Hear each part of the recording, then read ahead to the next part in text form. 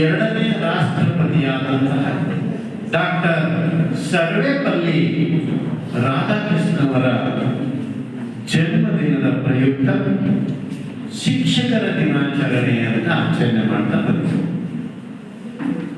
ಯಾಕೆ ಆ ದಿನ ಶಿಕ್ಷಕರ ದಿನಾಚರಣೆ ಆಚರಣೆ ಮಾಡಲಿಕ್ಕೆ ಕಾರಣ ಏನು ಅಂತಂದ್ರೆ, ಒಬ್ಬ ಅವರ ಅಚ್ಚುಮೆಚ್ಚಿನ ವಿದ್ಯಾರ್ಥಿ ಬಂದು ಅವರಿಗೆ ಗೊತ್ತಿಲ್ಲದೆ ಅವರ ಜನ್ಮ ದಿನಾಚರಣೆಯನ್ನ ಬಹಳ ಆಡಂಬರದಿಂದ ವಿಜೃಂಭಣೆಯಿಂದ ದಿನಾಚರಣೆಯನ್ನ ಮಾಡಕ್ಕೆ ಸ್ಟಾರ್ಟ್ ಮಾಡಿದ್ರು. ಅದನ್ನು ಕಂಡು ಅವರು, ನನ್ನ ದಿನಾಚರಣೆಯನ್ನ ನೀವು ಮಾಡಬೇಡಿ, ದಯವಿಟ್ಟು ನನ್ನ ದಿನಾಚರಣೆಯನ್ನ ಶಿಕ್ಷಕರ ದಿನಾಚರಣೆ ಅಂತ ಆಚರಣೆ ಮಾಡಿ ಅಂತೇಳಿ ಅವರು ಆ ದಿನ ಒಂದು ಸಲಹೆಯನ್ನ ನೀಡಿದರೆ, ಆ ದಿನದಿಂದ ಸೆಪ್ಟೆಂಬರ್ 5 ಶಿಕ್ಷಕರ ದಿನಾಚರಣೆ ಅಂತ ಆಚರಣೆ ಮಾಡ್ತಾ ಇದ್ದೀವಿ. ಭಾರತದಲ್ಲಿ ಶ್ರೇಷ್ಠ ಗುರುಗಳಲ್ಲಿ ಇವರು ಒಬ್ಬರು. ನಾನು ಡಾಕ್ಟರ್ ರಾಧಾಕೃಷ್ಣ ಅವರ ಪರಿಚಯವನ್ನ ನಾನು ಇವತ್ತು ಏನು ಮಾತಾಡೋದಿಲ್ಲ, ಯಾಕಂದ್ರೆ ನಾನೀಗ ಮಾತಾಡೋದು ಗುರು ಶಿಷ್ಯರ ಸಂಬಂಧ. ಯಾಕಂದ್ರೆ ಶಿಕ್ಷಕರದೇ ಅದೆಲ್ಲವೂ ನಿಮಗೆ ಇಂಟರ್ನೆಟ್ ಅಲ್ಲಿ ಇಡೀ ಜಗತ್ತೇ ಸಿಗುತ್ತೆ, ಅದರ ಬಗ್ಗೆ ನೀವು ಆಮೇಲೆ ಓದ್ಬೋದು. ಭಾರತದಲ್ಲಿ ಶ್ರೇಷ್ಠವಾದಂತಹ ಗುರುಗೆ ಒಂದು ವಿಶಿಷ್ಟವಾದಂತಹ ಅರ್ಥ ಇದೆ. ಗುರು ಅಥವಾ ಶಿಕ್ಷಕ ಹೀಗೆ ಬೇರೆ ಬೇರೆ ಅನ್ಯ ಪದಗಳಿಂದ ನಾವು ಕರೀತಾ ಇದ್ದೇವೆ. ಗುರು ಅಂದ್ರೆ ಏನು? ಕು ಅಂದ್ರೆ ನೆರಳು, ರು ಅಂದ್ರೆ ಚದುರಿಸಿ, ಅಂದ್ರೆ ಕತ್ತಲೆಯನ್ನ ಚದುರಿಸಿ ಬೆಳಕಿಗೆ ಬರೋದು ಅಂತ ಒಂದು ಅರ್ಥ ಕೊಡುತ್ತೆ. ನಾವು ಬರೀ ಶಿಕ್ಷಕ ದಿನಾಚರಣೆ ಆಚರಿಸಿದ್ದು, ಶಿಕ್ಷಕ ಅನ್ನುವಂತ ಪದವನ್ನು ನಾವು ಅರ್ಥಶಃ ತಗೊಂಡಾಗ ಶಿಸ್ತು, ಆಮೇಲೆ ಕ್ಷಣ ಕ್ಷಣ ಮತ್ತು ಕನ್ನಡಿ ಅಂತ 3 ಅರ್ಥವನ್ನು ನೀಡಿದ್ದಾರೆ. ಇದರ ಅರ್ಥ ಏನು? ಶಿಸ್ತಿನ ವ್ಯಕ್ತಿ ಕ್ಷಣ ಕ್ಷಣದಲ್ಲೂ ಕನ್ನಡಿಯ ಪ್ರತಿಬಿಂಬವಾಗಿರ್ತಾನೆ, ಅವನೇ ಶಿಕ್ಷಕ ಅನ್ನುವ ರೀತಿಯಲ್ಲಿ ಅರ್ಥವನ್ನ ಕೊಡ್ತಾ ಇದೆ. ಈ ಶಿಕ್ಷಕ ಅನ್ನುವಂತಹ ಗುರು ಪರಂಪರೆ ಇವತ್ತಿನಿಂದ ಬಂದಿದ್ದಲ್ಲ, ಇದು ಬಹಳ ಪ್ರಾಚೀನ ಕಾಲದಿಂದಲೂ ಬಂದಂತಹ ಪದ್ಧತಿ, ಗುರುಕುಲ ಕಾಲದಿಂದಲೂ ಬಂದಂತಹ ಪದ್ಧತಿ. ನಮ್ಮ ನಿರೂಪಣೆ ಮಾಡೋ ವಿದ್ಯಾರ್ಥಿನಿ ಹೇಳಿದ್ರು, ಗುರು ಬ್ರಹ್ಮ, ಗುರು ವಿಷ್ಣು, ಗುರುದೇವ ಅಂತ ಹೇಳಿದ್ರು.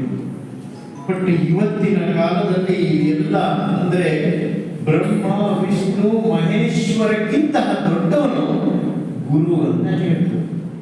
ಆದರೆ ಇವತ್ತು ಏನಾಗಿದೆ, ಇವತ್ತು ಆಧುನಿಕ ಕಾಲದಲ್ಲಿ ಗುರುವೇ ಮಹಾ ಅನ್ನುವಂತಹ ರೀತಿಯಲ್ಲಿ ಎಲ್ಲೋ ಒಂದು ಕಡೆ ಸಮಾಜದಲ್ಲಿ ಅನೇಕ ಬದಲಾವಣೆಯ ವ್ಯವಸ್ಥೆ ಸೃಷ್ಟಿಯಾಗ್ತಾ ಇದೆ. ಯಾಕೆ ಅಂದ್ರೆ ಈ ಗುರು ಅಥವಾ ಶಿಕ್ಷಕ ಅನ್ನುವ ಪದದ ಬಗ್ಗೆ ನಾವು ಸರಿಯಾಗಿ ಅರ್ಥ ಮಾಡಿಕೊಳ್ಳದೆ ಹೋಗಿರೋದ್ರಿಂದ ಈ ತರದ ಪರಿಕಲ್ಪನೆ ಸಮಾಜದಲ್ಲಿ ತಪ್ಪು ಕಲ್ಪನೆಗಳು ಆಗ್ತಾ ಇದೆ ಅಂತ ಏನೋ ಅಂತ ಅನಿಸ್ತಾ ಇದೆ. ನಾವು ಸಾಮಾನ್ಯವಾಗಿ ಬಹಳಷ್ಟು ಜನ ತಿಳ್ಕೊಳ್ಳೋದು ಗುರು ಅಥವಾ ಶಿಕ್ಷಕ ಯಾರು ಅಂತಂದ್ರೆ, ನಮ್ಮ ಕ್ಲಾಸ್ ಅಲ್ಲಿ ಸಿಲೆಬಸ್ ಇಟ್ಕೊಂಡು ಪಾಠ ಮಾಡುವಂಥವ್ರು, ನಮಗೆ ಮಾರ್ಕ್ಸ್ ಹಾಕುವಂಥವ್ರು, ಅಟೆಂಡೆನ್ಸ್ ಹಾಕಿ ಅಟೆಂಡೆನ್ಸ್ ಕಡಿಮೆ ಇದ್ರೆ ನಮ್ಮನ್ನು ಆಂತರಿಕವಾಗಿ ಅಂಕಗಳನ್ನ ಕೊಡಲ್ಲ ಅಂತ ಎದುರಿಸುವಂಥವ್ರು, ಇವ್ರು ಮಾತ್ರ ನಾವು ಗುರು ಅಂತ. ಹಾಗಾದ್ರೆ ನಿಮ್ಗೊಂದು ಪ್ರಶ್ನೆ ಕೇಳ್ತೀನಿ ನಾನು, ಭಾರತದ ಸಂವಿಧಾನದಲ್ಲಿ ದೊಡ್ಡ ಪಾತ್ರ ವಹಿಸಿದಂತಹ ಅಂಬೇಡ್ಕರ್ ಯಾಕೆ ಗುರು ಆಗ್ಲಿಲ್ವಾ? ಪಾಠ ಮಾಡದೇ ಇರೋ ಗುರು ಆಗ್ಲಿಲ್ವಾ? ಸಾಮಾಜಿಕ ಕ್ರಾಂತಿಯನ್ನ ತಂದಂತಹ ಬಸವಣ್ಣ ಯಾರಿಗೆ ಗುರು? ಶಾಂತಿ ಜ್ಞಾನದ ಮಾರ್ಗವನ್ನು ಹಿಡಿದಂತಹ ಬುದ್ಧ ಯಾರಿಗೆ ಗುರುವಾದ? ಸಾಮಾಜಿಕ ಮುಕ್ತತೆಯನ್ನ ತೆಗೆದುಹಾಕುವಂತಹ ಕೆಲಸದಲ್ಲಿ ಕನಕದಾಸ ಯಾರಿಗೂ ಹಾಗಾದ್ರೆ ಇವ್ರನ್ನ ಗುರುಗಳು ಅನ್ಬೇಕು ಅನ್ಬಾರ್ದು. ಏನ್ ಮಾಡ್ಬೇಕು? ಗುರು ಅಂತ ಕರಿಬೋದಾ? ನಮ್ಮ ಜೀವನದಲ್ಲಿ ಯಾವುದೋ ಒಂದು ಪುಸ್ತಕವನ್ನು ಓದಿ ನಮ್ಮ ಜೀವನದಲ್ಲಿ ಅನೇಕ ಬದಲಾವಣೆ ಅಂಶಗಳನ್ನ ರೂಪಿಸಿಕೊಳ್ಬೇಕು. ಆ ಪುಸ್ತಕವನ್ನು ನಮಗೆ ಗುರು ಅಂತ ಕರಿಬೋದಾ? ಇಲ್ಲಿ ಗುರು ಅನ್ನುವುದಕ್ಕೆ ಎರಡು ರೀತಿ ಪದ ಇದೆ. ಒಂದು ಔಪಚಾರಿಕ, ಇನ್ನೊಂದು ಅನೌಪಚಾರಿಕ. ಔಪಚಾರಿಕ ಅಂತಂದ್ರೆ ಒಂದು ಸಾಮಾಜಿಕ ಚೌಕಟ್ಟಿನಲ್ಲಿ ಬಂದು ಕಲಿತಾ ಇದ್ದೇವಲ್ಲ, ಅದನ್ನ ಔಪಚಾರಿಕ ವ್ಯವಸ್ಥೆ ಅಂದ್ರೆ ನಾವೆಲ್ಲ ಪಾಠ ಮಾಡ್ತಾ ಇರುವಂತಹ ಏನು ಒಂದು ವ್ಯವಸ್ಥೆಯಲ್ಲಿ ಪಾಠ ಮಾಡುವಂತವ್ರಿಗೆಲ್ಲ ಗುರುಗಳು, ಅವರು ಔಪಚಾರಿಕ ಗುರುಗಳು ಅಂತ ಹೇಳ್ತೀವಿ. ಇನ್ನು ಅನೌಪಚಾರಿಕ ವ್ಯವಸ್ಥೆ ಅಂತಂದ್ರೆ ನಾವು ಬಹಳಷ್ಟು ಜನ ಮಾತಾಡ್ತೇವೆ, ತಾಯಿಯೇ ಮೊದಲ ಗುರು. ಹೌದಾ? ನಮ್ಗೆ ಒಳ್ಳೆ ದಾರಿಯನ್ನ ತೋರಿಸಿದಂತಹ ತಂದೆ ತಾಯಿ ಗುರು ಅಂತ ಕರೆಯಕ್ಕಾಗಲ್ವ? ನಮ್ಮನ್ನ ಕರಿಬೋದಾ? ಹೌದು, ಅವರು ಗುರುನೇ.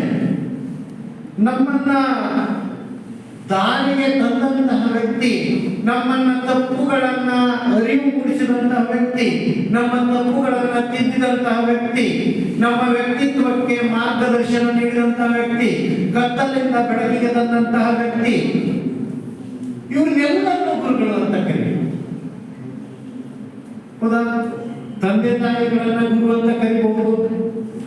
ಅಂಬೇಡ್ಕರ್ ಶೋಷಿತ ವರ್ಗಕ್ಕೆ ಒಂದು ಸ್ಥಾನಮಾನ ನೀಡಿದ್ದಲ್ಲ, ಅವನು ಒಬ್ಬ ವ್ಯಕ್ತಿಗೆ ಗುರು ಆಗದಿದ್ರು ಸಮಾಜಕ್ಕೆ ಗುರು ಆಗಲಿಲ್ವಾ? ಇಡೀ ಸಮಾಜಕ್ಕೆ ಗುರು ಆಗಲಿಲ್ವಾ? ಎಷ್ಟು ಜನ ಸಮಾಜಕ್ಕೆ ಗುರು ಆದರು? ಬಸವಣ್ಣನವರು ಸಾಮಾಜಿಕ ಕಟ್ಟುಪಾಡುಗಳನ್ನು ಒಡೆದೋಡಿಸುವಲ್ಲಿ ಗುರುವಾದರು. ಕನಕದಾಸ ಅಹಂಕಾರವನ್ನು ಬಿಟ್ಟರೆ ಈ ಜೀವನದಲ್ಲಿ ಗೆಲ್ತಿ ಎನ್ನುವಂತಹ ಅಹಂಕಾರ ಇರಬಾರದು ಮನುಷ್ಯರಿಗೆ ಅನ್ನುವಂತಹ ರೀತಿಯಲ್ಲಿ ಹೇಳಿಕೊಟ್ಟಂತಹ ವ್ಯಕ್ತಿ, ಅವನು ಅಹಂಕಾರಿಗಳಿಗೆ ಇರಬಾರದು ಅನ್ನುವಂತಹ ರೀತಿಯಲ್ಲಿ ಗುರುವಾದ. ಆ ಅಹಂಕಾರ ಅಂದ್ರೆ ಒಂದು ಪದ ಹೇಳ್ತೀವಿ, ಅಂದ್ರೆ ಕನಕದಾಸರ ಗುರು ಹೇಳ್ತಾರೆ, ಯಾರು ಸ್ವರ್ಗಕ್ಕೆ ಹೋಗ್ತೀರಿ ಅನ್ನುವಂತಹ ಪ್ರಶ್ನೆ ಉದ್ಭವ ಆಗುತ್ತಾನೆ. ಎಲ್ಲರೂ ನಾನು ಹೋಗ್ತೀನಿ ಗುರುಗಳೇ, ನಾನು ಹೋಗ್ತೀನಿ ಅಂತ ತುಂಬಾ ಜನ ಹೇಳ್ತಾರೆ. ಕನಕದಾಸ ನೀನೇನು ಉತ್ತರ ಹೇಳಿಲ್ಲಪ್ಪ, ನೀನೇನ್ ಮಾಡ್ತೀಯಾ, ನೀನು ಸ್ವರ್ಗಕ್ಕೆ ಹೋಗ್ತೀಯಾ ಅಂತ ಕನಕದಾಸನ ಆ ಗುರುಗಳು ಕೇಳಿದಾಗ, ನಾನು ಹೋದೇನು ಸ್ವಾಮಿ ಅಂತ.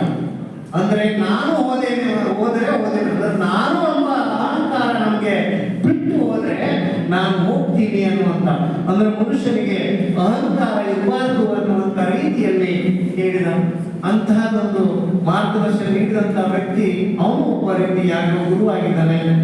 ಗಾಂಧೀಜಿ ಭಾರತ ದೇಶಕ್ಕೆ ಸ್ವಾತಂತ್ರ್ಯ ತರುವಲ್ಲಿ ಬಹಳ ಪ್ರಮುಖ ಪಾತ್ರ ವಹಿಸಿದರು. ಆದ್ರೆ ಅವರು ಬಾಲ್ಯದಲ್ಲಿ ಅತ್ಯಂತ ದುಶ್ಚಟಗಳನ್ನ ಬೇರೆ ದುಶ್ಚಟಗಳಿಂದ ಕೂಡಿದಂತಹ ವ್ಯಕ್ತಿಯಾಗಿದ್ದರು. ಹರಿಶ್ಚಂದ್ರನ ಕಥೆಯನ್ನ ಕೇಳಿದ ಮಾರನೇ ದಿನವೇ ಒಂದು ಒಳ್ಳೆ ದಾರಿ. ಆ ಹರಿಶ್ಚಂದ್ರ ಕಥೆ ಅವನಿಗೆ ಗುರುವಾಗಿ ಮಾರ್ಗದರ್ಶನ ನೀಡಿದೆ ಅಂತ ಹೇಳ್ಬೋದು. ಏಕಲವ್ಯನ ನೋಡಿದ್ವಿ, ದ್ರೋಣಾಚಾರ್ಯ ಅವನಿಗೆ ವಿದ್ಯೆ ಕಲಿಸಲಿಕ್ಕೆ ಒಪ್ಪಲಿಲ್ಲ. ಆದ್ರೆ ದ್ರೋಣಾಚಾರ್ಯರ ಪ್ರತಿಮೆಯನ್ನ ಇಟ್ಕೊಂಡು ಅವನು ವಿದ್ಯೆಯನ್ನು ಕಲಿತ. ಇಲ್ಲಿ ಅಂದ್ರೆ ನಂಬಿಕೆ, ದ್ರೋಣಾಚಾರ್ಯ ಪ್ರತಿಮೆ ಅನ್ನುವಂಥದ್ದು ಅವನಿಗೆ ಒಂದು ನಂಬಿಕೆಯಾಗಿ ಮೂಡಿ ಬಂತು. ಆ ನಂಬಿಕೆಯೇ ಗುರು ಅಂತ ಹೇಳ್ಬೋದು. ಅಂದ್ರೆ ನಾವು ಮಾಡುವ ಯಾವುದೇ ಕೆಲಸ ನಂಬಿಕೆಯಿಂದ ಇದ್ರೆ, ನಂಬಿಕೆ ಮತ್ತು ಶ್ರದ್ಧೆಯಿಂದ ಇದ್ರೆ ಅದು ನಮಗೆ ಗುರು ಆಗುತ್ತೆ ಅನ್ನುವಂತ ಮಾತನ್ನ ಹೇಳ್ತೀವಿ. ಈ ನಂಬಿಕೆ ಅನ್ನುವಂತ ಮಾತು ಬಂದಾಗ ನಾವೆಲ್ಲ ಒಂದು ಮಾತಾಡ್ತೇವೆ. ನಿಮ್ಗೆ ಯಾರ್ಯಾರು ಹುಷಾರಿಲ್ಲ ಅಂತಂದ್ರೆ ನೀವು ಹಳ್ಳಿಯಲ್ಲಿ ಒಂದು ಏನು ಊರಲ್ಲಿ ಹೋಗ್ತಿರಲ್ಲ, ನನಗೆ ಆ ಡಾಕ್ಟರ್ ಹತ್ರ ಹೋದ್ರೆ ಮಾತ್ರ ನನಗೆ ಹುಷಾರಾಗುತ್ತೆ ಅನ್ನುವಂತ ವಿಚಾರವನ್ನ ನಿಮ್ಗೆ ಎಲ್ಲರೂ ಹೊಂದುತ್ತಿದೆ. ಯಾಕೆಂದ್ರೆ ಅವ್ರ ಕೈಗುಣ ಚೆನ್ನಾಗಿದೆ ಅಂತ. ಅದು ನಾವೊಂದು ನಂಬಿಕೆ